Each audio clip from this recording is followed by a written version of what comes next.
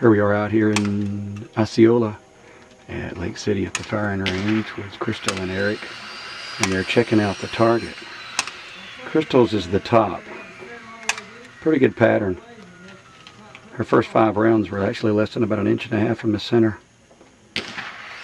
Hey Krystal, move off to the side. And there's Eric's. Not quite as good, but he hit the target. It's about 6 or 7 inches off on several of them. A couple of them are in the center area. Pretty good. Eric needs a haircut. That's great, Ted. Because I got you walking.